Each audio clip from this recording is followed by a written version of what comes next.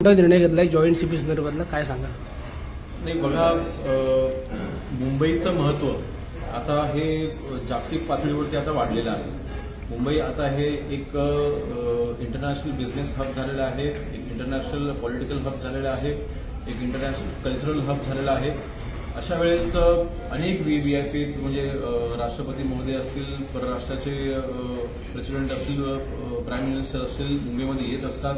मुंबईमध्ये बऱ्याचशा cultural activities, political activities होत असतात आणि एक मोठं हब झालेलं असल्यामुळे नक्कीच भविष्याच्या कालावधीमध्ये सुरक्षेच्या दृष्टीने एक इंटेलिजन्सचं डिपार्टमेंट म्हणजे आपलं आता ऑलरेडी आहेच, ATSचं काम करत आहे, SIT सारखं डिपार्टमेंट देखील कार्यरत आहेच.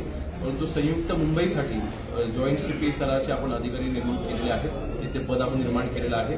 त्यांच्याकडे इंटेलिजन्सची जबाबदारी असणार आहे आणि सगळ्याच पद्धतीचे इंटेलिजन्स त्यांनी हाताळून मुंबई सुरक्षित ठेवण्याकरता अजून त्यांना ही ताकद आपण निर्माण केलेली आहे. दादा, असं किती अधिकारी असेल? जॉईंट CP स्तरावरचे अधिकारी असतील त्यांच्याखाली आता नक्कीच एक टीम तयार केली जाईल. त्याचा आपण आता आराखडा तयार आपण करत आहोत. परंतु पद निर्माण जे केलेलं आहे ते जॉईंट CP स्तराचे अधिकारी असणार आहेत आणि त्यांच्या हाताखाली सक्षम अधिकारी दिले जातील जे इंटेलिजन्स गोळा करतात, मुंबईला सुरक्षित ठेवण्याकरता ते मदत करतात. याचा नेमका दादा कोणता फायदा होईल सगळं?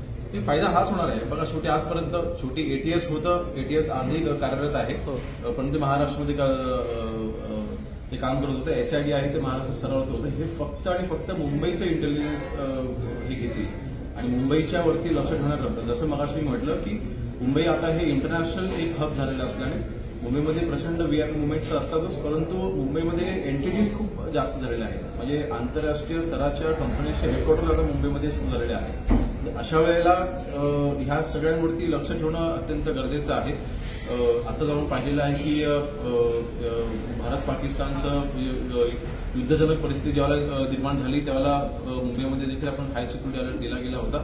तर अशा वेळेला ह्या सिच्युएशनमध्ये आपलं इंटेलिजन्स वेगळं असलं पाहिजे मुंबईचं महत्त्व बघता आणि ते आपण तयार केलेलं आहे. नवीन नवीन घडामोडी पाहण्यासाठी आजच आम्ही मुंबईकर 24 तासला लाईक करा, सबस्क्राईब करा आणि अपडेट रहा.